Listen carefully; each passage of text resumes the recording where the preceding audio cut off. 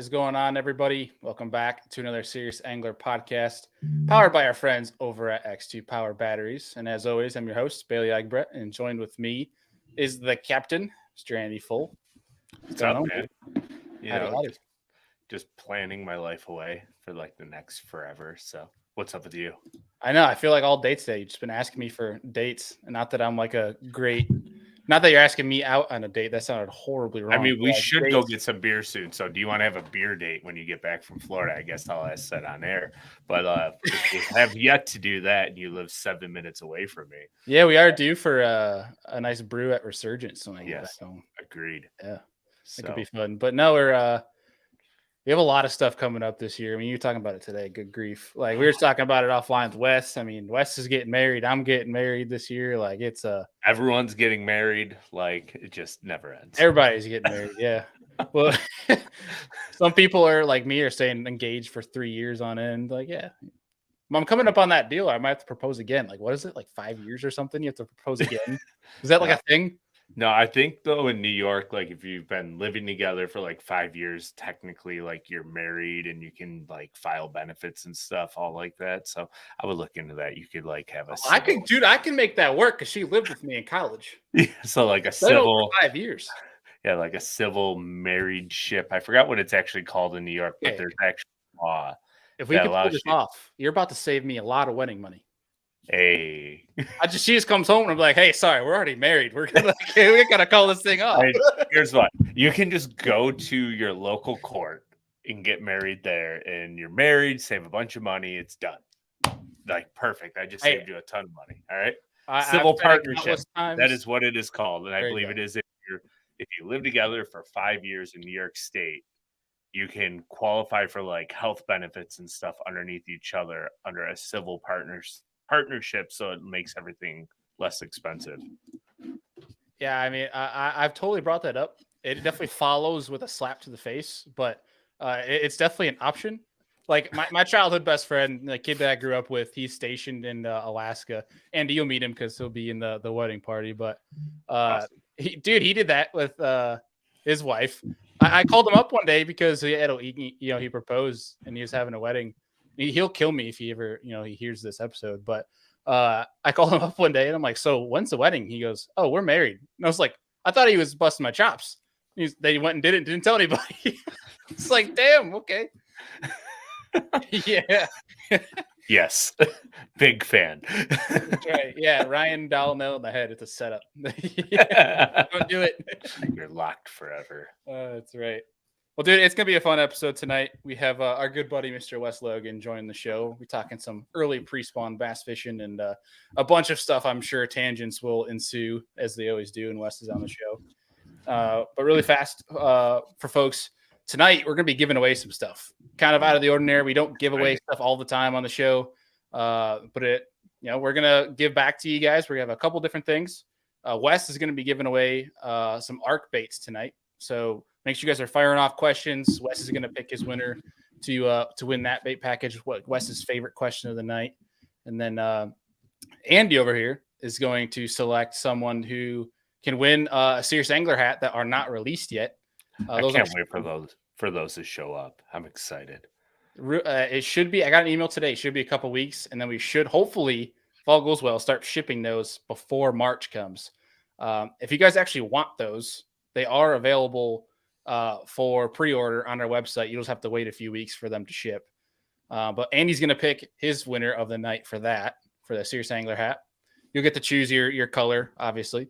And then lastly, we'll have an X2 Power swag pack to give away tonight. It'll be a hat, a t-shirt, and an X2 mug. So we'll send that out your way to my favorite question of the night. So make sure you guys are firing off, getting engaged with the conversation, and can win some cool stuff. That better be a power question. It's got to be a good one. You saw what I did there. I tried to be funny. Such a dork, dude. I'm sure they'll have plenty of opportunities. Yes. All right. Well, before we have Wes on, before we bring him on here in a second, tell the folks what they missed if they have not caught up on the last week's episode of Lure Lab. Oh, good question.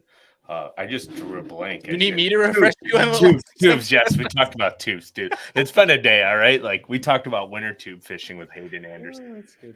smallmouth in the wintertime, and even talked a little bit about some largemouth stuff in there as well. It was a really good episode. I look forward to this weekend's episode coming up on Saturday. I'm not going to announce what it is yet, so you guys will have to follow the Lure Lab Instagram page to find out what that episode will be, either Thursday or Friday. Heck yeah. Yeah. Well, Andy, I think without further ado, let's get our guest down here. Mr. Wes Logan. What's going on, dude? What's up, fellas? I have one question, Wes. Come on with it. Just right out the gate. Yeah. We're firing. Yeah, with that Arc Baits giveaway, is the outlaw in there in bone? The now we have a bone and we have better than bone. Okay. Better than bone's the juice. That's the one that you got to see in action. The one that's that 5 pound smallie on the Upper Niagara. Oh man, that was fun. Yes. It's called smallmouth, spotted bass, largemouth, pike. Hell, I think it might have caught a walleye one time, but it's caught about everything. It's a pretty special color. I don't know. There might be one there. I only have a few, so it would be hard pressed me to give one of those away. But I've got pretty much everything else. Yeah, I still need to get one of those once I can. I do have one held back for you, but they're not as easy to come by as all the other ones. I appreciate you. I remember that thing came Bailey, out I don't know what to tell you. Of water, but it was awesome. Yeah, just screw me, right? That's pretty much. We could just put you out here, Bailey. All right, like that's fine. Hey, you guys have a good night. Yeah. Perfect. I got a really funny comment here from Brandon Dorn. He goes, "Our viewers welcome to the wedding." Only if they crash. I say we live stream the wedding. Just have it be a podcast. Might as well be. It's that big. It's so big in y'all's lives. It might as well be a part of that too. Right? Yeah, that's for sure. Well, buddy, how's the off season going? It's been a little busy. A good busy. Nothing bad or crazy. I've had to travel more this year than I have all the past year since I made the elites. I had to be in Virginia for a week or two. I went to Georgia to do some filming. Luckily, got to film with X2 at Neely, so that wasn't too far from the house. Had to go to Port Aransas, Texas for a Skeeter Yamaha deal with those redfish. Just been here, there, and everywhere. But again, it's been a good busy. You know, that's really part of the job, honestly. Yeah, I got to see the new whip when you took it to River Rocks Landing, the new Tundra. How's that treating you now? Pretty nice. I'm really excited. I just got it wrapped up, it in the boat last week, and I got a little leveling kit put on it. Put some new rubbers on it, so it's getting there. It's getting there. I'm excited with it, and I'm really impressed with the truck towing and stuff. It's been a real shock coming from a diesel. I was a little bit worried about the power and the towing, but it's pretty spot on from what everybody said, and all the height from the new engine and stuff. It's all pretty true from what I've seen. Yeah, in the 10 seconds I got to drive your truck backing your boat in the one morning, I was like, I think Tundra's going to be my next choice. Yeah, it's crazy. Everybody that's been in my truck has said that. Actually, I went and pre-practice down at Okeechobee, and I ran into Gary Klaus, and he was looking at my truck. He's like, "Is that the new one?" I was like, "Yeah." He's like, "Man, I'm thinking about getting one," and he ended up driving it. He's like, "Dude, it's automatic. As soon as I get a chance, I'm ordering one." I'm like, "Well, it's pretty cool." Heck yeah. Sounds like I got to get out of my Ford. Yeah, you're always in the shop. Yeah, my truck is always in the shop at this point. It's kind of ridiculous. You know what they say. Yeah, found on road dead. Found on road dead, fix to repair daily. We can keep going. Yeah. We're gonna get a lot of triggered Ford folks in this show. I can't really say a whole lot. My the truck I had before wasn't really up to stand. wasn't doing me no well either, and it wasn't a Ford, so. I'm not just going to call them straight out, but, you know, you got to watch them Dodges. I'm not going to say it, but watch out for Dodge. Great engine, not a great transmission. Plastic. Yeah. Don't buy a boat. Keep towing that kayak, Bailey. There it is. Yes. There it is. Yep. Hey, one gas payment, baby. You do have a good valid point there. Like the gas payment is right on cue because now gas prices are going up again. So it kind of sucks. They'll never go back now. I'll enjoy my 1 mile stretch. You guys can enjoy the whole lake. It's all good. I could fish the whole lake twice and still not catch them. So. Oh. Well, did you get the truck and boat all wrapped and everything ready to go? Oh yeah, it's good. They got it done. I guess it was last Thursday or Friday. They finished it up, and still it's the same boat wrap as last year. Just kept everything the same, and then took the design, the background, moved it to the truck, and kind of just swapped the AFCO and ARC logo, where AFCO is the main on the boat, ARC's the main on the truck, and kind of vice versa. Heck yeah. Pretty cool little deal. Yeah. Well, dude, we have an episode coming up where we're gonna dive into, like, the premise of the episode is gonna be on battery setup. But one thing I'm curious about, because it's this ever changing and evolution of batteries and boats, like going from lead acid to AGM and then lithium, and then you have your 24 volts mixed in, your 36 volts, and I'm like, guys have varying setups across different brands, but I'm curious what you're running this year with X2s.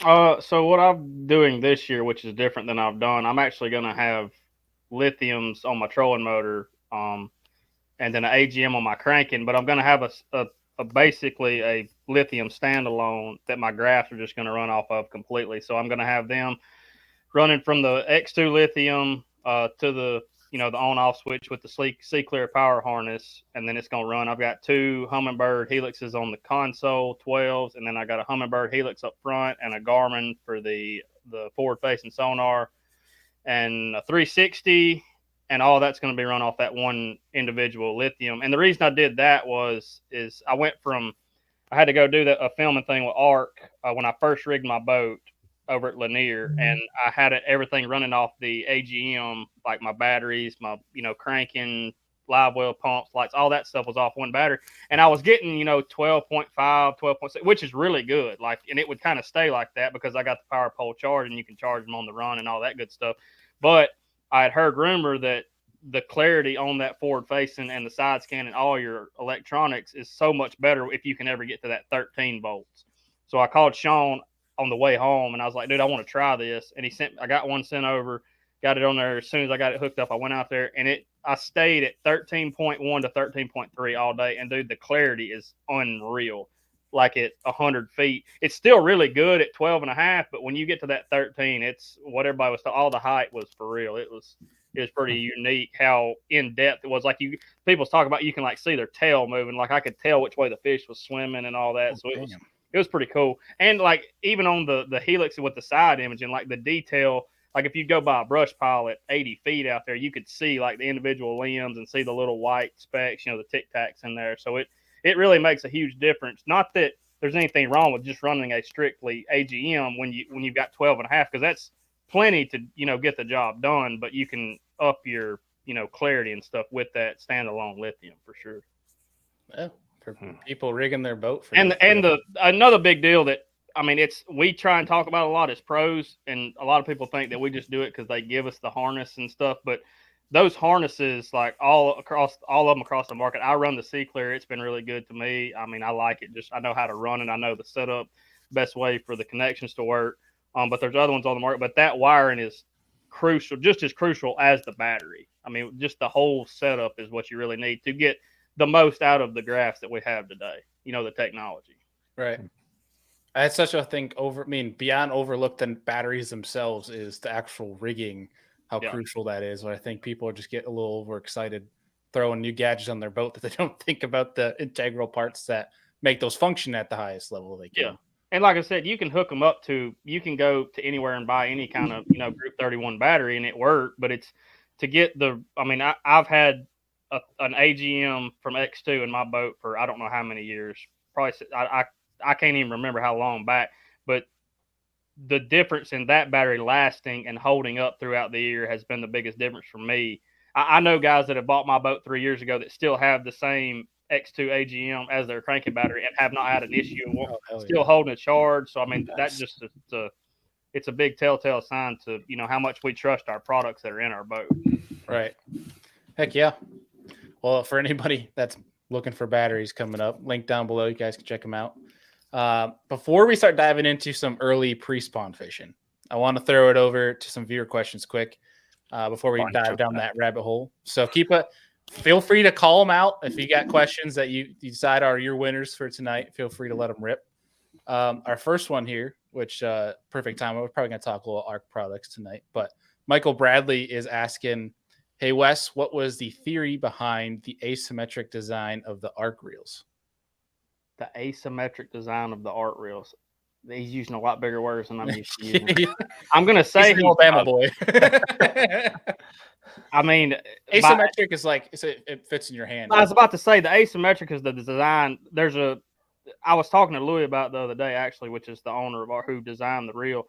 And he was like, when you hold that reel, does it not feel different? And I was like, yeah, it feels different, but I couldn't tell you why it feels different in my hand. So he kind of explained to me, there's a like a lip halfway down the reel on the side plate side, and the angle and I'm trying to say the depth it cuts into the reel. So you've got the plate and it kind of makes a ledge and it runs down the length of the reel. It sits at a little different angle than I've noticed in other reels. So when you just grab it naturally, like where your fingers want to lay, whether you have big hands, small hands, medium size, where the way your fingers want to lay, the way we hold a bait caster, it runs kind of between your index finger and your middle finger. So it's just real natural when you just pick it up. Like if you just randomly grabbed it up, you're like, man, this feels good. Well, your fingers always want to go to that section of the reel. So I feel like he was real smart in designing that, because not that all the other reels feel unnatural, but it just feels, you just don't think about how good it feels until you're like, you go grab another one and you start fishing with it for like an hour and you're like, and it's don't, like my hand's starting to cramp, or it just don't feel like I'm trying to find that comfortable and it's not there like it is on the art one. So that's a pretty cool deal. I haven't talked to him about the theory behind it. That's my theory on it, like in depth about it. Like he probably has some, real fancy terms about it, but that's the main thing from layman's terms. That's what I take away from, having the reel in my hand. Andy, that sounds like a Lure Lab episode on reel design. It's very palmable is what it is. It's probably the ergonomics of it. Yes. Probably allows that less wrist fatigue or something along those lines. It's like if you played baseball or you played hockey, it's like you put on a glove that's been worn in. Like you put it on and it molds to it. Right. It fits from the get go. It's a weird, because I mean, dude, we've all held a bunch of reels in our hands and they all have their little tweaks and twerks and all that good stuff. But that's one key that you can feel as soon as you get out of the box. And it just fits my hand very well. And it's not like it's a small reel that your hand encapsulates or something. Because I've had companies where, man, this reel feels great in your hand, and it, it's so light, but heck, dude, it'd be like I'm holding a ping pong ball in my hand. Like it don't feel good after a while. But I mean, this is still your average size reel, but it fits your hand really well. Yeah. All right. Our next question is from Anthony Geis, who's becoming a regular on the live stream. So props, Anthony. Usually from like hiding from the wife or in the bathroom or something, as he always notes in the comments. But yeah, he says, Wes says he has an uncanny ability to lose things, but this guy never loses sight on getting a check. 39 tournaments, 31 times in the money. What's your key to consistency? I wish I could answer that from last year, because I think of those 39, the 31, I think last year was like 4 that I didn't get. So it would have been 30. It would have been 35 out of 39 if I hadn't had last year. I don't know. It's I think a big key that I kind of got away from last year, and I've done a lot of soul searching in the off season.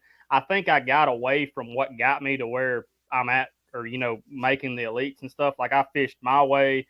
I went into a tournament thinking, I'm going to go do my thing, figure out how to catch as much as I can catch, and let the, basically the chips fall where they may, like everybody says. And I got to noticing, I got to thinking back on it. And I feel like every tournament I went to, I was like, well, this is how it's going to be won, and this is how they're going to catch them. So this is what I need to go try and do for 3 days of practice. Well, that's not always your deal. Like now you might have one that sets up in your wheelhouse, but like most of the time it's not going to. I mean, if you're just being completely honest. So instead of going and doing what I thought needed to be done for me to catch as much as I could, and then just let them do what they want to do. Because I can remember looking back, like fishing the Opens, some of the Toyotas and the Costa Series when they were Costas, is I would go out there and they'd be like, man, they're killing them offshore, throwing a chatterbait in the grass or something. I'm like, well, that's fine, but I think I can go catch 18 pounds on the bank swimming a jig. And that's what I'm going to go do. If they want to go out there and fight with each other, go ahead. I'm going to go catch what I can catch. And most of the time that would get you, or get me, top 20s, top 15s, top 30s. And most of the time it did get one out there, but I still was able to be so consistent doing that. So I've really got to get back to that.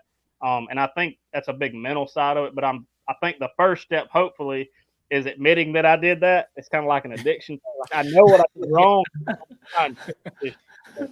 So learning that, I hope is a step in the right direction for this upcoming year. Not always thinking that I can go win one and just kind of doing my thing and let them, I don't know, let it play out like it does. I feel like that's what really a lot of the great ones do that are good, really, really great at what they do. I mean, a great example is like a Christie. Christie is amazing angler all around. I'm not taking that away from him. But like on a shallow water, he's going to go figure out how to catch them his way. At the classic, I mean, he did his little live forward-facing sonar deal in the mornings, and then he went and skipped docks with a jig. That's what he loves to do.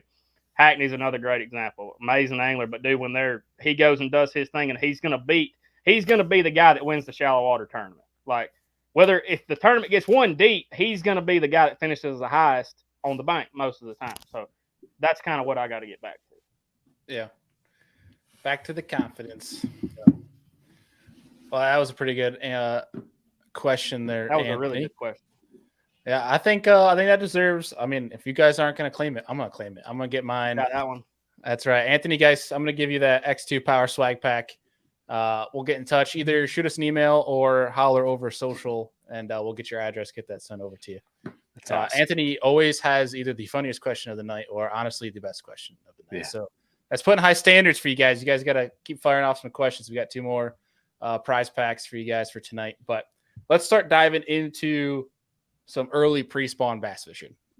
And let's set the stage as somebody, whether they're up north and it's just iced out, water's finally open, or somebody say down in your neck of the woods that decides to not fish all winter, and when temperatures start getting warmer, they decide to hit the water. It's been a couple months. You got to knock the rust off. What is the first place you're going to go look to try and find some fish? Yeah, I mean, you're probably going to want to find your most high percentage areas, and basically what that's going to be is any kind of point near a creek channel or a river channel that's real close to where they're going to spawn at. Now, whether that be on a straight river, if you're let's just say you're dealing with spotted bass, they spawn on the river, so you're going to be looking at places that are out of the current. You'd be a current eddy. Well, right there on where the current is, the hardest is probably where they're going to be feeding up, where they can feed the easiest. That's where you're going to want to focus on your pre-spawn stuff, because all they're going to do is just back up and get in that eddy and spawn whenever they're the water temperature gets right, they get the right mood, or the moon's right, anything like that. Largemouth wise, like I like to start out. Let's just say you've got a major creek, and I will say this: I've always noticed across the country is the fish on the lower end of every lake tend to spawn a little bit.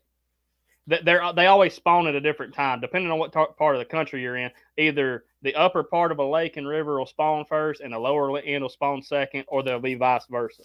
So when you roll up to a place, it's kind of good.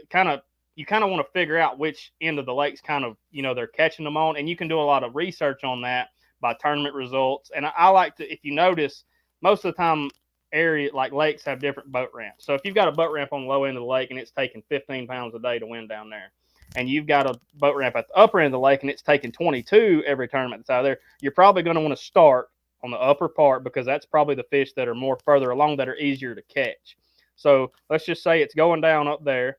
You're going to want to find your major spawning areas and just get right on the outside of them, mostly. I mean, your major points going into a creek, any kind of isolated cover that may be off the bank a little into a little bit deeper water. That's where your bigger females are probably going to set up, just waiting to get up there. And that's all depending on water temperature too. I do know one thing that we have learned with forward-facing sonar is sometimes those big females will get out there in the middle of those spawning pockets, just suspend like 2 feet under the water, and they'll just sit there and sun while you get a little bit of a warm day and you got some sunny conditions and it's kind of calm. They'll just sit there, and I don't know if they're warming their eggs up or if it just feels good to them, but I just know a couple guys that have caught some really big bags, like early March, like hardcore pre-spawn, but just out in the middle of just nothing, just in the abyss. Like there's hardly even any bait out there, and they'll be, they'll see 8 or 10 dots during the day, and they'll all be 4 to 6 pounders. So that's one thing to keep in mind. But by the book, You want to find your, your transition places, the main points, the isolated cover. But the main thing is finding where they want to spawn at, and then, backing up and seeing where they might would set up at. It's almost like, what's interesting, a few lakes are almost getting exposed nowadays. I don't know if it's just forward-facing sonar that's assisting us realizing they're out there, but like fish like doing exactly what you're talking about. Just sitting on nothing. In the abyss. Yep. And but they're relatively patentable because they might be, say, somewhat on a main lake point, but they're out in 100 foot of water, but only 10 feet down. But if you run enough different areas, you might run into 2 or 3 giants. Like, it's almost kind of interesting watching certain bodies of water get exposed, especially as of recent, with that exact trend in mind. Yeah, it's really weird. And the one thing about it is, I'm not saying that's what you need to go do every time you go out on the lake, because it's not always going to work, and it's not always. I'm going to say that doesn't happen, but about 2 weeks out of the year, like where there's that many of them out there that you can actually run it and catch. Now, you could probably always catch a couple, but as a tournament pattern, I don't know that it would ever hold up like consistently, months and months and months. Because and another thing, you say pre-spawn, I mean, they don't all spawn at the same time. Mm-hmm. So you can actually catch pre-spawn fish in, 65, 70 degree water and they may have already spawned and going to spawn again. So you can always tend to catch fish on those transition places like I was talking about. And another thing is, I know we're not talking about it, but those same places that are pre-spawn setup places, a lot of times are post-spawn also, as they're going back out instead of coming. So it's kind of a double-edged sword once you figure out kind of what you're looking for. Makes sense. It's honestly, I feel like once you find them that first time, I feel like it's a lot easier to follow them up, but it can kind of be interesting to like, what would you say is easier, starting deeper or starting shallower? And like, obviously, in working in each direction, like vice versa, if that makes sense. Me personally, I like starting shallower and having to work deeper, just because I feel like a lot of times for me, the fish are a little bit further ahead than I think they are. So if I spend a lot of time like fishing deep bluff banks on the main river, like I could be running a pattern that's a end of December, January pattern, because it's a little bit colder, but those fish realize that the days are getting longer. They're moving, even though the water temperature is not 59, 60 degrees. The water temperature may only be 52 or 53, but they realize that the days are getting longer. It's getting later in the year. They're going to start moving. They may not just run up to the bank and, blow their eggs out, but they're going to get a lot closer than you think they will with it still being cold. Not saying you can't still catch some fish on that deeper stuff, but from the experience I've had, if you start shallower, you tend to get a few more bites quicker than vice versa. Like you may fish out deep for, all day and catch 2. They may be really big ones, but if you would have started shallow and found them in that 6 to 8 foot range, you may have caught 8 or 10 during the day, and they may be, decent ones. And just, you happen to run into a big one that's pulled up from that deeper stuff. So I like starting shallower just for the simple fact that a lot of times the fish are further along than we think they are. Now, I have a question for you, Wes. Like keeping going on like the shallow water stuff, do you feel like lunar charts in the moon phase help push those fish shallower sooner? So like water's 51 degrees and all of a sudden you have a full moon. Do you feel like that draws them shallower quicker? I think any time of the year, I'm a big moon guy. Like I pay attention to all that, just because I've seen it be dead on so many times, deer hunting and bass fishing. Like the feeding charts, they're pretty. Most of the time, they're pretty spot on. It's a little bit weather dependent and water conditions. Weather dependent with the deer, water conditions with the fish, obviously. If that gets into a whole nother thing. But if all the other stuff is good, the moon phases are pretty spot on. And I feel like any month out of the year on a full moon or a new moon, that the fish are going to be shallow, just because so much stuff happens on a full moon. You've got all kinds of spawns. Crawfish spawns, crayfish, however you call them, bluegill, shad, just depending on what type of the month, or what month we're in.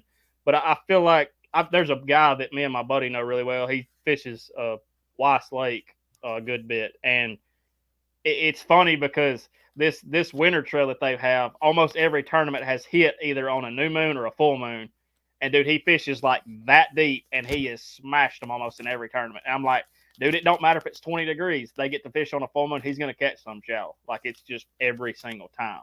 And I don't know what makes them want to go shallow a lot of the times.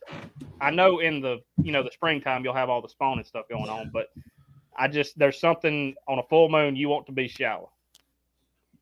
Yeah, I love following moon phases for whatever species of fish I'm following, but I feel like it helps a ton. And I don't know if it's like a bait fish deal, or like I've heard rumors of like crawfish spawning when the water hits a certain degree on full moon, or it makes them move even when the water's cold. Like there's just I think it has a lot to do, because another thing we've always noticed around here is on a full moon, fish will get on rock big time, like hard. So I mean, the only two and two you'd put together is crawfish moving around or doing something that we don't really know about that much, even if we've got a cold water situation. And we've even seen it on a full moon in the pre-spawn deal, where a certain color will be better than it normally would on just a regular day. A lot of time I think the crawfish change color a little bit on a full moon. They'll get that more of a blue color to them, and that's where your black and blues come in more than your reds. Reds will still catch some like in your pre-spawn situations, but blue seems to be a little bit better, and I think that's the reason. There's been so many times, and it's something I really want to work on this year, that being myself as an angler, a guy that likes to live offshore, be as far away from the bank as possible, there's a lot of times where what that does to me is I think, there's no way they're going to be that shallow right now. I have those mindsets, but then I go back into the ramp and I'm like in like 6 inches of water and I kick up a giant. And I'm like, well son of a, like, I'm just sitting, I think that's one thing I really want to like ignore that voice in my head and try to get past that this year. And especially when like fun fishing or practicing, is experiment that. Like, you don't have to live offshore all the time, live deep. Like, I feel like when I hear that voice this year is when my time is to go up that shallow and then, trial and error. Yeah. I was say another thing too with the moon phase I'll throw in here real fast. So one thing that I've learned from it, like full moon or new moon, is that first thing in the morning, the bite usually is really good, especially shallow. And then you'll get like that weird lull from like 9 to noon. And then your late afternoon bite in a tournament from like 12 to 2 or 1 to 3 is when you always get your biggest bites in the afternoon. You might not catch a ton of fish, but that's when you're going to get big ones if you can figure out what they're doing. Yeah. I mean, most of the time, if you pay attention to like the actual feeding charts on a full moon, most of the time they feed all night, whether it be, again, deer hunt, like I deer hunt a lot. Deer and bass, or deer and fish in general, are really similar. Like when they feed and, when you're going to catch them, when you're going to see them moving around and all that good stuff. But a lot of times they'll feed all night on a full moon. And so you'll get that, what you're talking about on that early morning deal, you'll get them still feeding in that low light deal because they still think it's dark. Well, then they fed all night. Hell, they're going to, lay around and be lazy for a little while. And then around, like you said, around lunchtime, bass or deer, he's going to get back up on his feet or, get swimming around. The one thing I like that not a lot of people talk about is a new moon. I almost like a new moon better than a full moon, because they tend to eat or move around all day, because they don't do it as much at night because it's so dark. They can't see as well. Now, I understand bass doesn't really feed by sight, but a full moon does help with them feeding at night. I mean, and like it's same as deer. Same as deer. I'm telling you, dude, they're so similar. Now, I have another theory on bass being real similar with something else, but that's a different road. We can go down a different day. Sasquatch? No, I've always said that a largemouth bass and women are very, very similar. Oh boy, more similar. Elaborate. We're already going. You got to elaborate now. Oh, we can wait till you're married. That way, it's locked in. We'll be all right. I've told her this. Dude, like, you got a spotted bass and a smallmouth that most of the time they're gonna eat, a good part of when you're fishing for them. Like, you throw it enough or throw in the right place, you're gonna catch some. Dude, you can fish for a largemouth for 3 hours in the greatest brush pile in the lake and not get a bite. If everything's not perfect, if all his little moods ain't good, if he's had one thing go wrong during the day, he ain't gonna bite. So hard to get. Yeah, they're hard. They play hard to get, and it just they're so temperamental. Yeah. I mean, if everything's not just exactly, if the water temperature is not exactly right, if it's not quite the right color, if your crankbait wasn't coming by them at the right speed, they're not going to bite it. Where you got a spotted bass or a smallmouth that just sees something and goes out there and eats it. It's like a dog. A smallmouth and a spot is like a dog. Yeah, like a little chase. chihuahua or something. Yeah. Just, but then you got that old sloppy thing just laying over there under a bush, just looking at it like I ain't gonna eat that today. I'll worry about it later. I swear. Make it easier. That's good. All right. Well, I'm gonna take a break here in between because I have a bunch of more questions coming up on this topic, and I'm sure Andy does too. To hit a couple viewer questions. I know we were gonna hit on baits here in a second, but we can factor that in a little bit because we have a question here from Beelsley that says, "Hey Wes, I know you love to swim a jig. What are your go-to trailers on the swim jig?" 99% of the time, I'm going to be throwing a Zoom Super Speed Crawl, and it's you have an Ultra Vibe, and you've got the Super. The Super is the one with the big flappers, is what I call them. The Ultra Vibe is kind of more inline, little bitty claws. I'm not a real huge fan of that one. Like I said, 99% of the time, going to be using the Super Speed Crawl just because I like to keep the jig up the way I swim it. If I'm doing a little bit more of a straight retrieve, a lot of times I'll take a Zoom Z Crawl Junior and I'll actually turn it, vertical instead of horizontal, so it swims more like a bait fish on a steady retrieve. And you can also, lay it horizontal and, kind of swim it like I would the Super Speed Crawl. But those two are pretty much my go-to. I'm not a huge swim bait, paddle tail on the back of it. Zoom has a Z Swimmer. I think it's a 3.8. That's a really good one. It's just a Kitech style bait. That's what I'd use if I got into that situation, like in Florida or something. But anywhere else when I'm on the bank, those are the two good ones. Heck yeah. We have a really good question here from Chris Flay. And I'm almost curious to add on to this if you had to rank these three. That's a good. I choose that one. Yeah. Yeah. All right. I choose winner. I choose that one. That was a great question. Yeah, it really is. Like if you of all the anybody can, and there's nothing wrong with asking what bait or something, but that's a pretty good one. Yeah, Chris, get in touch with us. We'll have Wes send you some arc baits. Yeah, I'll get one arc bait package. Okay, so I'm gonna add on to this question. So the question is, what is most important in the spring? Water temperature, watercolor, or moon phase?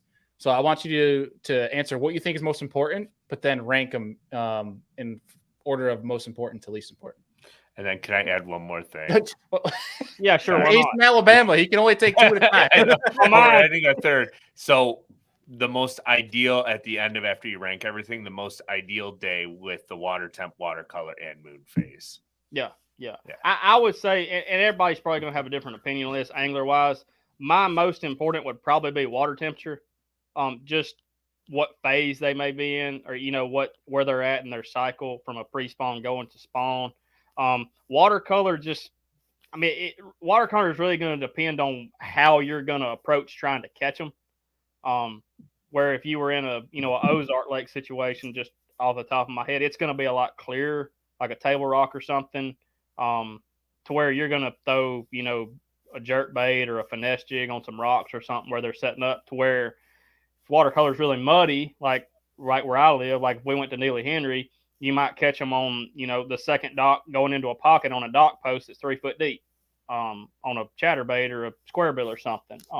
That's where your water temperature really is going to come in. And then the moon phase, the moon plays a big deal, but I don't think it plays as big a deal as the other two. So if I had to rank them, it would be temp, color, basically the way he asked it, temp, color, and moon phase. But your most ideal, like Andy was asking, I feel like would be, coming onto a full moon.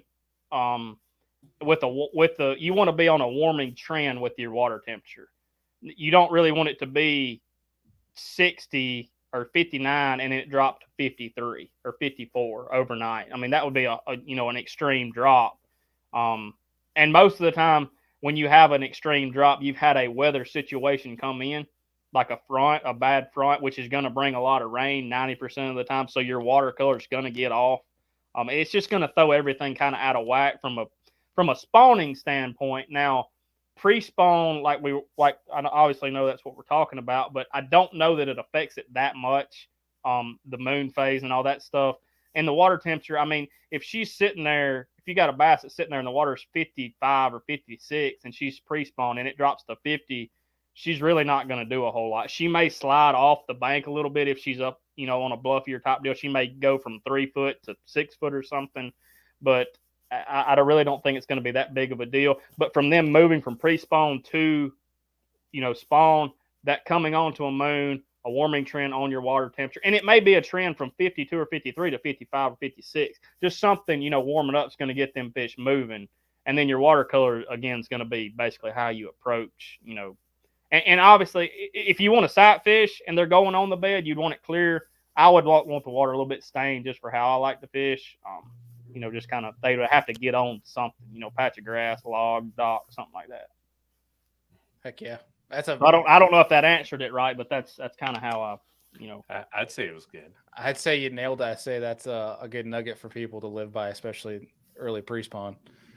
There's a lot of juice to unfold right there. Highly recommend people going back and listen to that again, because it's an easy, like, I know we talk about textbook, right, in fishing, but I feel like pre-spawn can be about as textbook as fishing gets to the point. I meant to say this earlier, and it kind of, I thought about it and it went in one ear, or it was gone like a down a rabbit hole or something.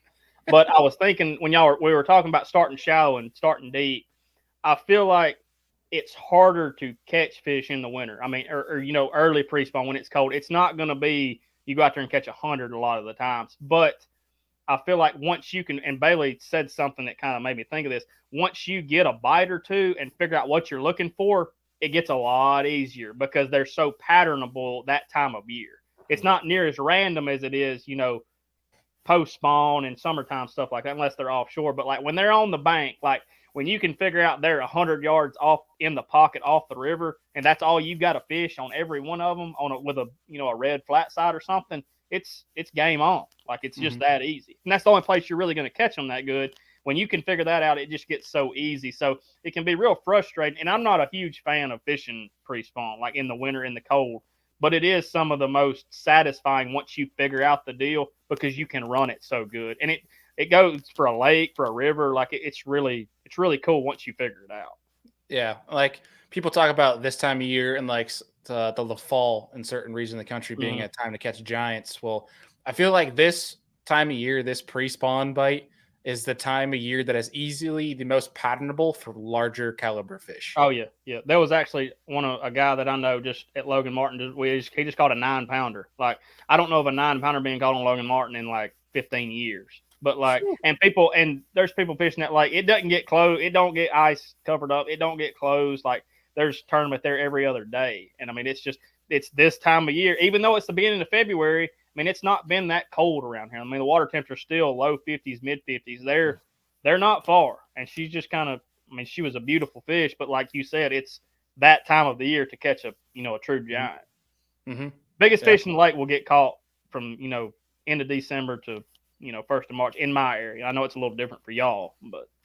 Just add a couple, like 2 months on the beginning and the end, and it's about the same. Like mid-April is not when it gets going. That's right. It's wide open spawn down here. Wide open. Mm-hmm. All right, we're gonna hop back into the conversation after one more question. We have Mr. X2 himself in the house tonight, Mr. Sean Budiak. Oh no, the man. He said you're fired. You're fired. We're all fired. Sean's asking, what is the lake coming up this year that best fits your style? Where are we going? What's the schedule again? Yeah, I just know where we start and then where they tell me to go after I leave the weigh in. But no, I don't know. I'm really looking forward to the Lay Lake tournament. It's on the Coosa River. That's where I grew up. Lay is a little bit different animal though than all the rest of them, or even the Coosa River is broken up. We have the upper Coosa and the lower Coosa. So from mostly Lay, you'll have Lay, Mitchell, Jordan, and then the Alabama River. It's it's really clear. There's a lot bigger spots in it, but it's a relatively clear body of water than the upper ones are, like Weiss, Neely, and Logan. And I grew up on the upper ones. So basically where I'm going with that is I still love Lay because it's a good shallow water fishery, but Lay can be dominated off the bank. Like it's a really great offshore lake. It's got standing timber in it. It's got, they just catch them majority to win tournaments off the bank.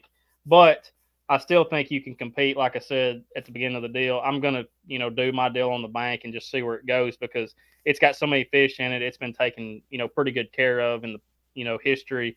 It's a really good lake that I'm looking forward to. Used to be probably one of the best swim jig lakes in the country. It kind of gets a lot of pressure on that because it's so small, but you'll still be able to, do pretty good there doing that, I think.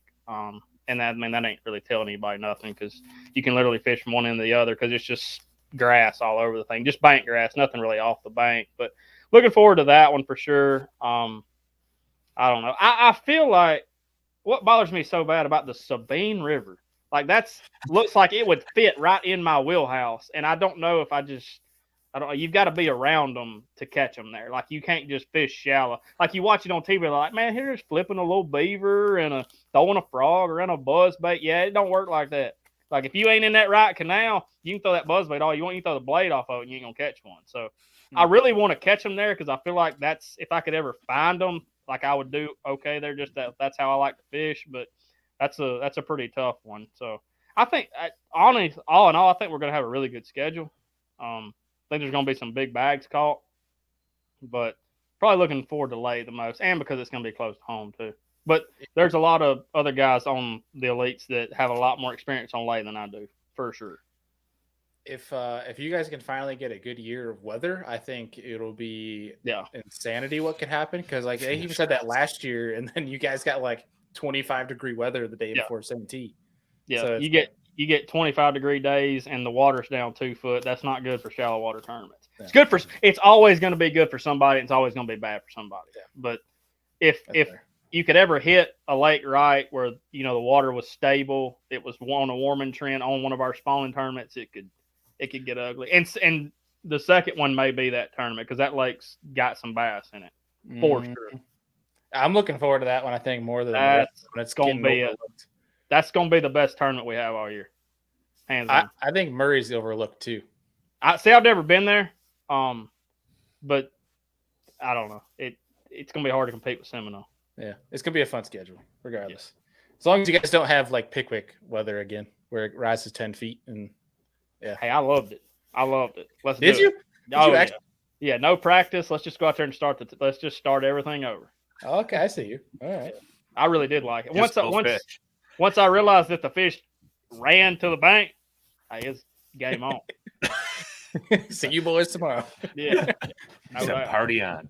Yeah. All right, so back on the trend we were talking about with this time of year can be the most patternable season of the year when it comes to especially catching larger caliber fish. Mm-hmm. Do you think that depth changes are more important, or do you think like cover, like brush, docks, rock, do you think that more specific targeted cover is more important? I think the most important is going to be your depth, and that's going to just be closer to the deeper water just because those bigger fish are going to be more comfortable close to that deeper water. And if you notice, a lot of times, even any time of the year, those bigger fish will relate to that deeper water 90% of the time. Like that's where they want to be close to it. Not saying they're going to be in it all the time. The fish may be up there in 6 inches, but she ain't going to have to swim far to get out to 20 just for some kind of freak thing. Just she'll feel safe like that. So I think from the question you asked, I think the deeper water or the depth of water is more crucial than actually what you're fishing. So it may not really matter what you're fishing. It does to an extent, but what it may be, a big lay down close to a channel swing, for a pre-spawn situation. Or it may be, a rock corner close to a channel swing. The channel swing is going to be more important than the rock or the lay down, I feel like, in my opinion. One other thing I did think about a minute ago was just because I'm talking about on the bank stuff, like you can go like the Tennessee River situations and where they'll get on bar, like they call them bars, and they're just river bars. Well, that's a situation. They'll be pre-spawn, but they'll actually be stacked up. And I don't really mean to go off topic, but I just thought about that's a whole different pre-spawn situation. But that's where, they'll get on those bars in 2 or 3 foot of water, just waiting for the water to come up because that's a winter pool situation where they're waiting on that water to come up, and then they'll flood to the bank and get on their spawn deal. That's a really good point, where just because it's that time of year, you can't just go fish every single piece of wood, expect they're going to be on. There's a reason why they're on that wood in that specific location. There's a reason why that piece of wood's better than the other 5 you fished.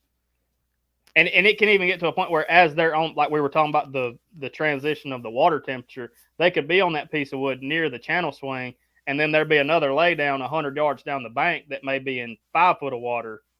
They may be on that next. Like they're just move, and if they get to that one and the water gets real cold and they don't decide to spawn, they move back out. Like the biggest thing I've always told people, fish have fins, man. They swim. Like they don't just sit there all the time. They can't. They won't. They have to eat. Unless it's a largemouth looking at your bait, then they stay and they don't move. Absolutely. Absolutely. Heck yeah. Well, dude, so this time of year, what are going to be some baits that are mainstays for you that are always on deck? From a bank situation, like just going down the bank, it's hard to beat, a flat side crankbait in any kind of temperature, low 50s to mid 50s. Arc's got a really good one. It's a Z series flat side. It's got a rattle in it. It's got just kind of a one knock sound to it. I really like it.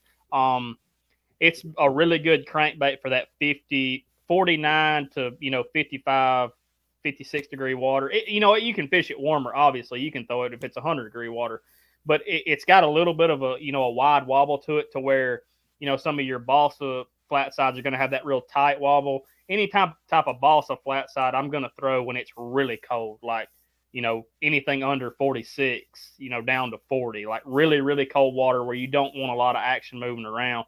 But when it hits that 48, 49 and higher, that's when I'm going to pick up this Arc one. It's got a little bit more hunting action, like I said. It's got that knock in it. That's a really good one. A vibrating jig's not bad to go down the bank with this time of year. The colder it gets, I kind of get away from that. When it starts warming up, I'll get on that when they get a little bit more aggressive. A half-ounce flipping jig, just whatever your favorite jig is, really. I'll normally go with a crawfish pattern unless I get on that full moon situation, like I was telling Andy, I might go to a, black and blue, something like that. Most of the time in the wintertime, I'll flip a Zoom Big Salty chunk on there just because of that slow rate of fall in the wintertime or, early pre-spawn. Another good bait, like we were talking about on that bar situation, like the Tennessee River, is a rattle trap, a lipless type bait. And Arc makes probably one of the best ones that I've thrown that I've caught fish on. It's called a Z. Well, we have a Z53, a Z63, and a Z75, and that's just going to be your different weights. The 53 is going to be the smaller one. The 63 is normally the one that I throw the most. It's going to be closer to your 5/8 ounce, which is kind of like the mainstay that everybody throws, all around. But the main thing with this deal is it's got a real natural fall. Like when you're throwing it on those bars, and let's just say there's a little bit of grass, hydrilla mixed in it. When you rip it out of that grass, the bait's not going to die. Like when you kill it, it's not going to like fall to the side like some of them do. It's going to have when you rip it, it's just going to fall straight back down and have a real natural, I'm trying to think of what I'm trying to say. Like a reaction when you rip it, it's just going to fall straight down. It doesn't kick off to the side where, dude, a lot of them will fall to the side and the hooks foul up and your whole cast is wasted. So you're going to make, 5 casts out of 10 that aren't any good. The other main key that if you have one of these that you can notice is you can reel this thing as slow as you possibly can and it's going to stay upright. Well, a big deal with that is like on those shell bars, and even like in Florida in the pre-spawn situation, they get on those shell bars. The Tennessee River, they have shell bars. You throw it out there and let it sink to the bottom and just crawl it back, and it's going to stay upright. It's not really just going to lay on its side and roll over. So where that line ties at, and the design of the head and the tail of the body, the way the water comes over, it just, you can barely crawl that thing and it'll just stay up and just be ticking those shells and stuff. And it's a really good way to get bit on those, pre-spawn situations on those bars and stuff. Do you have a go-to color with these that you like to throw? I love the red, obviously the red and the pre-spawn. If you get a little bit cleaner water or notice you got, let's say, some shad in the area, that I think it's called real shad is the color I like the best. I think is what it's called. Is it? No, that's the Florida color. Obviously, the chrome and the. Yeah, I don't think there's a real shad. That may be on the real shad's on the flat side. I'm sorry. Or he may have painted me something like that. But any like the color you have chosen there, like that would be if you've got a lot of shad in the area, gizzard shad, threadfin, you would want to go with that one. I like the chrome with the orange belly in a Florida situation, and then obviously the red for anywhere where I'm at and further north, kind of towards you guys up there for sure. Hard to beat a red lipless bait. I mean, it's game on down here. pretty classic. Yeah. I mean, if you have it on like from, I mean, Texas to Georgia to however far up you can fish without any ice, and I don't know, you get into Florida though, you better cut that thing off. Yeah, it seemed like the first classic Hank one. I think that was what 2018. So I think it was 18. That was like the battle of the red until Hank's like, "Hey, take this jerk bait in your face." Yeah. Let me get on this bridge and catch. Just smash them. Yeah. Now, real quick, Wes, on trap throwing, do you use braid or are you a fluorocarbon guy? Dustin Hobbs is asking. I throw braid. Setup. I throw braid, and just because I use a real soft rod, I use a 7.4 medium heavy. It's an Invoker Pro from Arc. It's a regular action, which is kind of like your moderate. So it's going to have the action of a composite rod. I'm not a big composite guy because I like graphite because of the sensitivity. So it's a graphite rod with the action of a composite. And I don't know, it's just a soft rod. When you get it in that grass, it just rips out so easy. You don't really have to kill yourself like ripping it so much with the braid. You just kind of put a little tension on it, kind of pop it, and it'll flutter loose. And a lot of times that I've noticed, not really on a lipless, but a chatterbait big time, is you'll get that bait hung in the grass, and sometimes they want it ripped real hard and like jerked out of there. But if you get around a lot of pressured fish, like the tournament that I finished second in at Gunnersville, that Kufal won by like 100 pounds. I noticed I was fishing around a lot of guys, but I noticed if I could ever get that chatterbait and just kind of ease it out and just kind of barely pop it, they would eat it as soon as it like broke loose, instead of like me just sitting there like jacking it and like you wouldn't get a bite. I'm like, man, that don't make no sense. And I think I was on the phone in practice, and I was talking, and I just kind of got hung up, and I was moving my rod, and it just kind of took the rod from it. And I was like, huh. So I like that rod for that situation, just because you can kind of ease it out and kind of get a feel of what the fish are doing. And like I said, sometimes they're real aggressive and they want it ripping through there, but our lakes are so pressured now that anything you can do a little bit different is, going to get you a few more bites. And I feel like that's a good way to do that.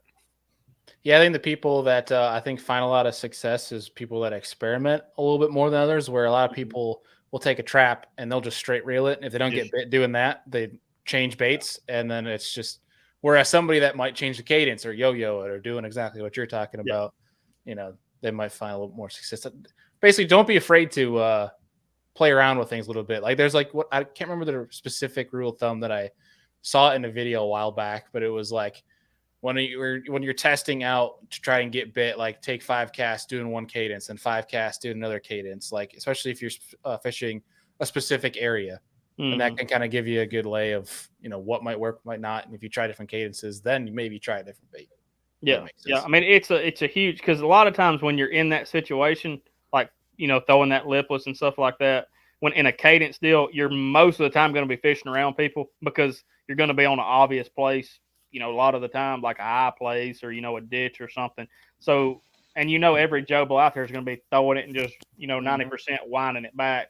So just like you said, trying something a little bit different, and it may be stupid in your mind, and then all of a sudden you try it, and you may. I've noticed I've come upon stuff and not even realized like it was a thing. Like you'd be reeling the whatever your lipless or your vibrating jig, and you need to do something to your graph, so you just stop reeling, reach down there, and do something, and feel your line jump like they hit it on the fall. Like you would never do that, like just reeling it and stopping it, but like you figure that out, and you're like, oh, this is pretty easy, and then.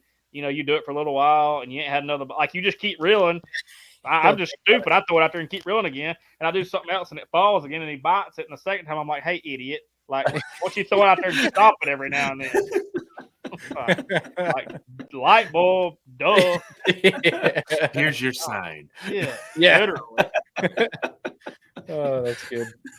Well, for people that are listening to this after the fact on MP3, we did have these baits up on the screen that are from Omnia Fishing. If you guys are looking to get them, we'll link them down in the description. You guys can get them cheaper with our discount code Omnia. Down below, you guys can check it out. But with this one of my last questions on this, and we're going to start wrapping the show up here, is this time of year we talk about it's a great time of year to catch big ones, and it's a great time to pattern big ones.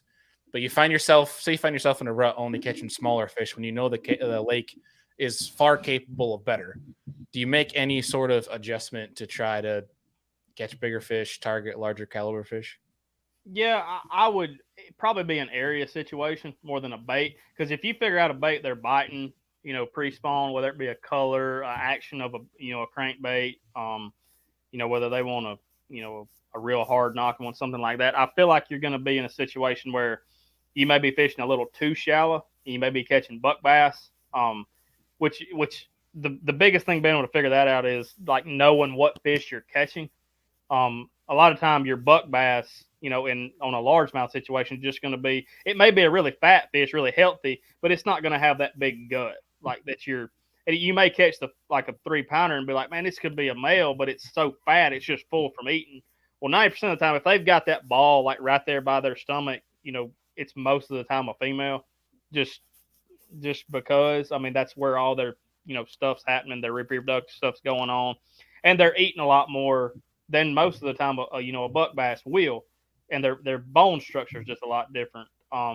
So kind of figuring out what fish you're catching. If you're catching 1.5 pounds that are just real thick, just kind of slender fish, just kind of straight across, that's going to be your marrow bass that are going to be up there first. So you're catching those. Might want to back out, maybe fish a little bit deeper, fish closer to the main body of water, whether it be the main lake or a main river situation.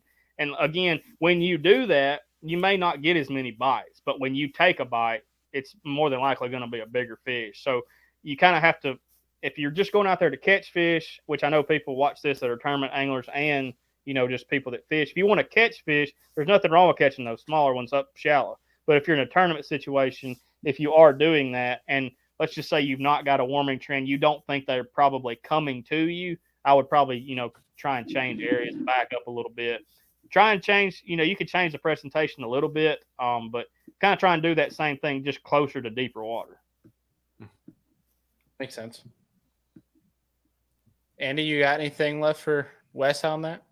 Well, I'm actually, in the moment, I'm scrolling back to see if I can find a question for the Serious Angler hat. But I have a funny one here from Levi Schneider asking Wes, how confident are you in catching smallmouth this year? I'm going to catch them. I'm hoping a little bit more, Wes. Yeah. I was a lot confident last year, and I just had some, had some stuff happen that just, was out of my control. But I actually gained a lot. I didn't really do great in the tournament. I think I finished in the 50s at St. Lawrence. But what I found made me a lot more confident in myself, because I told myself I was going to go out there and find it, and I found it. It just, stuff didn't happen the way it was supposed to. But just in my mind, knowing what I was looking for, or thinking I was looking for, found it, made them bite, like found them in practice, and, caught them, kind of left them the first day of the tournament, and then shit went downhill after that. Mm-hmm. But you watched the tournament get one. Yeah, big time. But just doing that, because I never really figured out. You can always go catch some, like, and I'm not saying they're easy to catch, but smallmouth aren't the hardest bass to catch, especially you like find them. You catch. Yeah, like St. Lawrence River and Ontario, dude, they're everywhere. Like, 2-pounders. They're not everywhere, but you go throw around enough, you're going to catch some, 14, 15 pounds. And just to find that group of fish, like it just did so much for my confidence. So it's a Jonathan Kelly says he gave you a quick lesson this fall.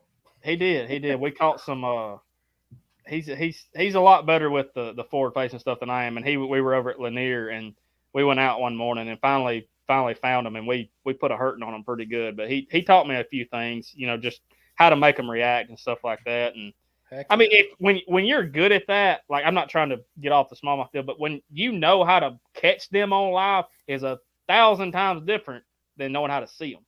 Like, anybody can go out there. Well, there's some dots out there. Yeah, you make them bite.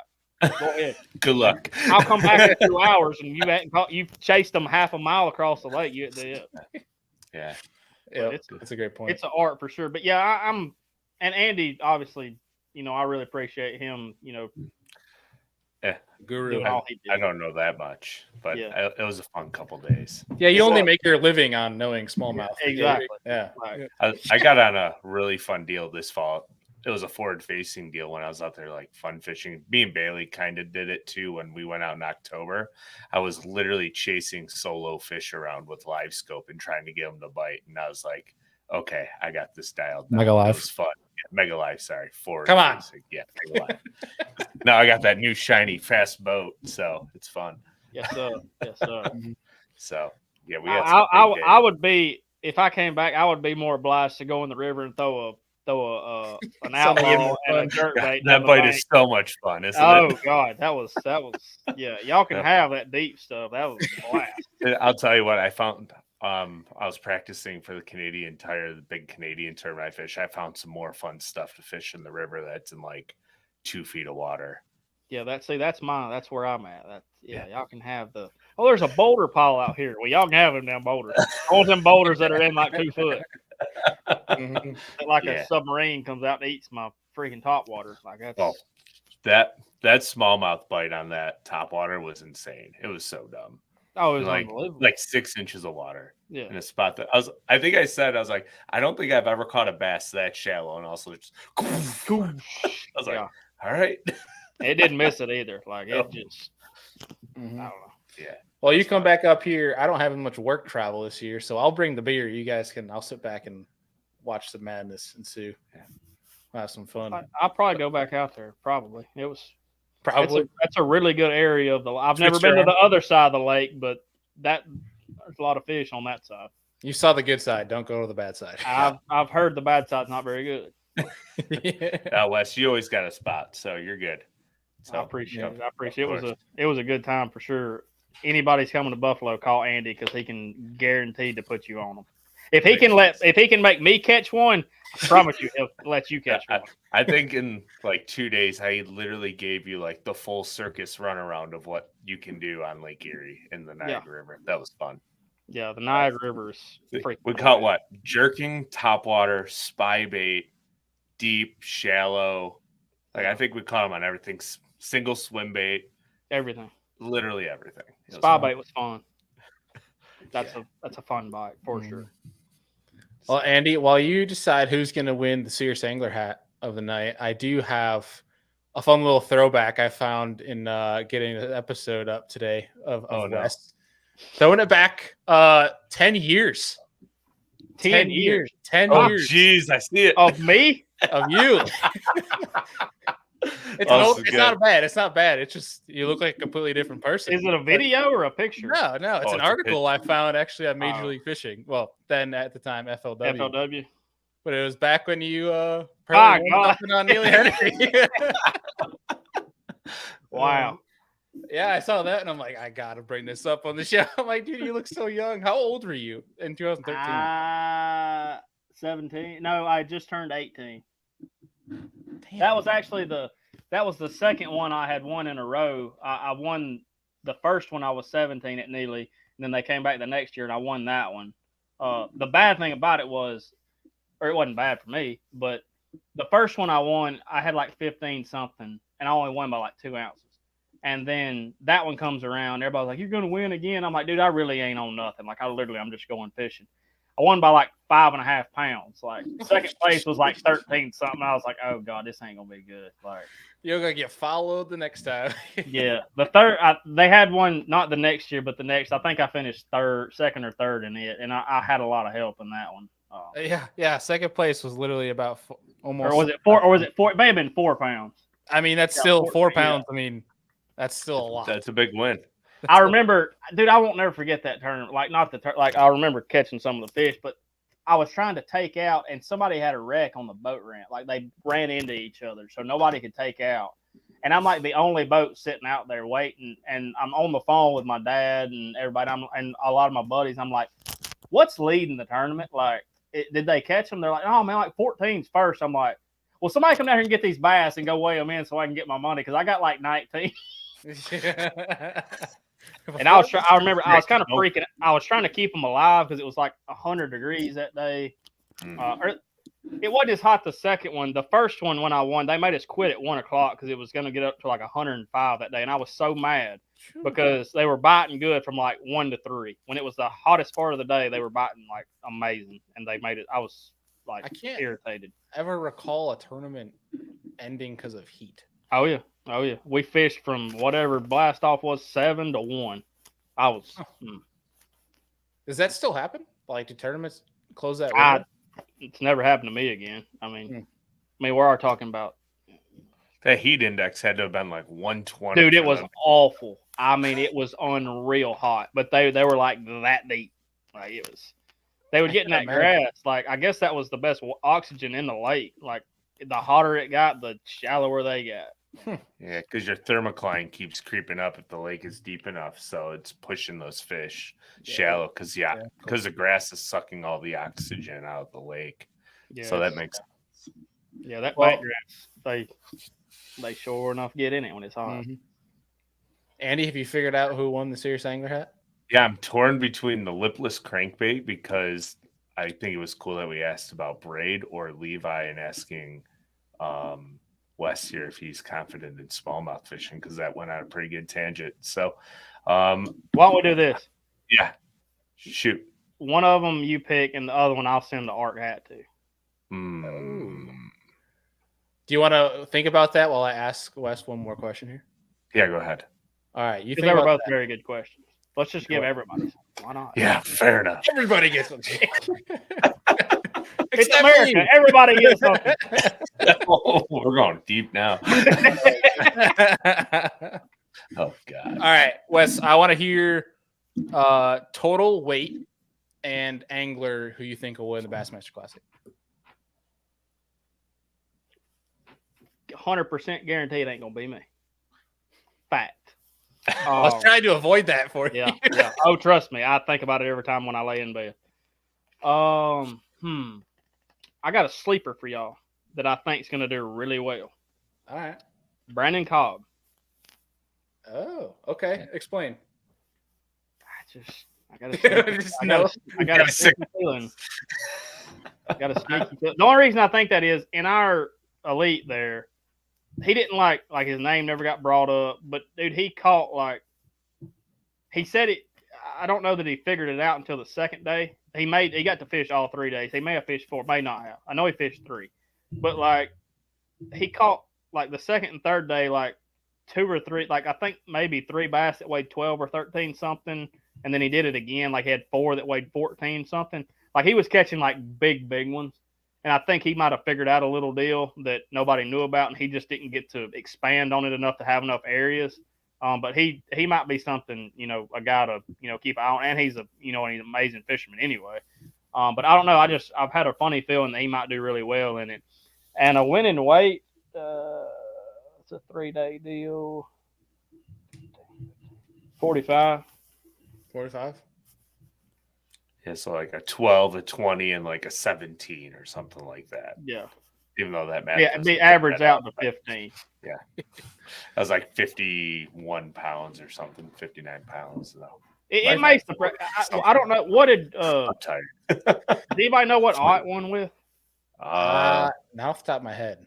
I think it was close to 50 because I know he had one big day, which was over 20. Then I think he had a 17 and a 14. I thought it was mid 40s. I'll look it up here. Hold on. So. It wouldn't surprise me if it took 42. It wouldn't surprise me if it took 52. Because, there's some big ones that live in there. It's not a great fishery, but it's going to fish really well that time of year. I can tell you that. They're hitting it at the best you probably could hit it. Especially if the big smallmouth show up. Yeah, that's right. Want to play. Yeah. He had 18-14 on the last day. It won't tell me the damn total weight. Yeah, I know one day he had over 20. He had 20 the first day. Yeah. But I think at the second day was he had bad. 12 or 13 and barely caught. I don't even know if he may had that much. 49.3. 49.3. Yep. Yeah, I knew because it's going to be, and dude, he's the best. He'll be the best on the lake. It's his home lake. He knows. For him to have caught that, and he didn't even really. Everybody knows the story of him going to the marina, walking to the porta-john, and runs into a guy and tells him that they're on. Would he have caught him maybe the third day? But he wouldn't have caught him where he caught him the third day. So and that's just it meant to be. Obviously he was meant to win the tournament, but it may not even took that weight. If he don't run into that guy or whatever. So right. I think a mid 40s is a good pick for sure. We got you. Okay. Well, Andy, do you have your winner? All right. So here's what I'm going to do. I'm going to go with Mr. Dustin Hobbs, and he's going to get the Serious Angler hat. So if you want to do the Levi with the arc hat, that is completely your choice, Wes. That's a good with me. Yeah, I want to get the man a hat. I got a hat that I can spare. I just need them to get in touch with me because I don't know who's who. All right, Dustin.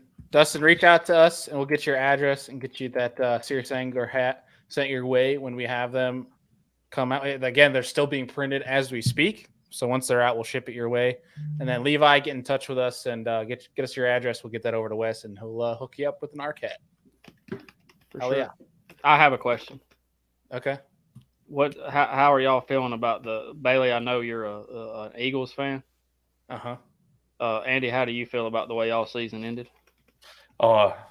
So I talk about this quite a bit. Like, so the Bills, right? Like, I don't let sports control my mood and like getting upset with them and stuff. So like, I understand that a lot of people let that affect their mood, and you see people punching TVs and throwing stuff. The way I look at it is, these guys are paid millions of dollars to entertain us. I can't be upset with something I can't control. Do I wish that they could have went further? Yes. But I mean, the season they had was just wild. Yeah. Couldn't play a home game, went to Detroit. They traveled arguably the most miles out of any team. They had a serious heart condition guy who's alive today, thankfully. They were just, I don't think they were done. They were mentally exhausted. Like the week leading up to the Bengals game, they were moving their practice schedule around because guys were just burned out. Yeah. So whatever. Which is I mean, everybody's human. It's gonna happen. It is what it is, and it's gonna be interesting next year because now we travel the most miles again out of any team, and literally our away schedule is every team that was in the playoffs. So like, it's gonna be wild. It'll be interesting. Yeah. I don't know. I might actually argue that the Eagles' schedule next year is harder than the Bills. We have to play the Bengals, the Eagles, Chiefs, and somebody else that's really good. I think the Chargers on the road, and maybe even Jacksonville and Denver. The Eagles' schedule next year, 13 of their 17 games are playoff teams. That's a hard. The Bills are literally the same. Like, I don't know. But the Bills are in the AFC. Yeah, AFC East. I'm not a big NFL guy. Don't crucify me. Eagles are NFC. I do know that. Uh-huh. Yep. Okay. So so we could actually have a Bills Eagles Super Bowl at some point. That's what people were predicting. That's what they're this year. Didn't happen. Didn't happen, Hammer. No. One end held up the deal, the other end didn't. That's right. Now it's up to Jalen Hurts versus Patty Mahomes, which I hope. I know the Chiefs are banged up, and I was really looking forward to the San Fran game versus the Eagles because both teams were 100%, and it was going to be a slugfest. And then every single play, top 49ers player just got hurt. Every single, and it's like it just turned into like they had no quarterbacks left. No, like I watch it. I like Jalen. But no, that dude. What was it? What's it? Brock Purdy. Mm-hmm. Yeah, towards UCL. Dude. That's oh god. That's Tommy John. He said he was throwing the football, but he couldn't feel the football. Couldn't feel it. Yeah. Just like kind of wild stuff. They come on the announcers were showing a replay of his lips, and they were saying, "Yeah, he's saying he can't throw it." I said, "He didn't say he can't throw. He said I can't feel nothing." Mm-hmm. Like he literally Yeah, that's scary stuff. Honestly, that's a bad deal. What it was. I mean, when they said elbow, me and my dad was watching. I said, "Dude, there ain't nothing on your elbow, but it's a Tommy John's deal. That's all it is. Yeah. Just like baseball, just pop." It's brutal. But I know the Chiefs are banged up. So part of me is like, yay, because it might mean an easier Super Bowl. But part of me is also like, I want it to be like an even game because if the Eagles win, then the scapegoat's going to be like, oh well, everyone was hurt. Like, dude, I just like I want to see 100%. Yeah. Kansas City decimated. Exactly. So either way, we'll see. But it should be fun. One thing I want to do before we let you go here, Wes, is we have fantasy fishing coming up for everybody that is tuning in. Make sure you guys join our fantasy fishing group that's linked down in the description. If you play fantasy fishing, encourage you guys to join our group because then you can win some prizes at the end. But throughout the year, we are going to be having live streams every Monday before an event. So the event starts on a Thursday. That Monday evening, we are going to have a live stream where we break down our fantasy picks, our predictions. Obviously, we have Brendan from Do It Molds that's joining us. We have one more guest we haven't disclosed yet that's going to join us for those. But we told you guys a few episodes ago that we have a correspondent that is going to join us for about 5 minutes each episode. Give us a lay of the land, inside scoop. Our inside scoop is this here, Mr. Wes Logan. Thank you, sir. Yes, so Wes will join us for about 5 minutes or so on each fantasy fishing show, kind of give us a little lay of the land, how it's looking, get you a little bit of insider information, if you will. Yeah, I'll give you a little bit of what I see going on and the guys I know that are probably going to catch them, because most of the time we have a pretty good idea depending on what's going on the lake. Mm-hmm. So be sure to tune into those. Again, there'll be giveaways just like last year, and it'll be pretty cool. And obviously, we'll make use of Wes's time because it is practice time. We hate to bug guys during practice week, but we'll tap into. We're talking about practice, man. We're talking about practice. You don't even practice on Mondays. You probably skip a day. I need like 2 extra days. I need, what they call that in golf, like a handicap or something. Yeah. I need like to get ahead of everybody. I don't need to go back. You're the week prior. Yeah, for sure. Every day, daylight to dark. Oh, that's good. Well, dude, seriously, appreciate you taking time out of your night to join us as always. It's fun getting you back on the show, and dude, we're looking forward to seeing you soon. Yeah, it's gonna be good. I kind of wish I could come up there and fish with y'all, but we got is the ice still there? The lake is still open at this moment, but it is cold. Yeah, they still got to eat. Oh, they were up until I know guys were still catching like 40 to 50 a day, like 2 weeks ago when the lake cleared up. Golly, and big ones, awesome. Yeah. But the water now is like 33 degrees. It's just about done. Like if you can get out there, you might get 1 or 2. But yeah, it was good through December when you could get out. She called. Nice. Yeah. Well, I am jealous of y'all being able to catch so many smallmouth, but I still don't like them. I still don't like them. I'll learn. I mean, I don't dislike them, but I'm just not in love with them. Yeah. I'll tell you what, I'd rather go largemouth fishing. I'm a smallmouth guy, but just because I can catch them whenever I want. So I was about to say it's not the same. You can say all you want, it's not the same. Well, buddy, we'll be in touch with you. Good luck in Florida. We'll be rooting you on, and we're going to be at Classic and all that deal. So we'll see you real soon. Good deal. You can see me in the expo. I'll be there, guys. You said it. I didn't say I have to say anything. Yeah, I hear you. Well, and I enjoyed it, fellas. Can't wait to get on again.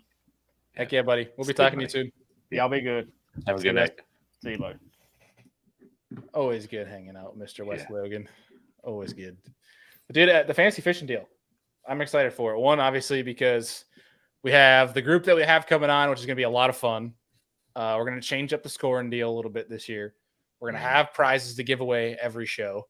And the fact that we have Wes coming on, that's going to give you guys an added information other than a couple bozos that are taking their best picks at who might catch them.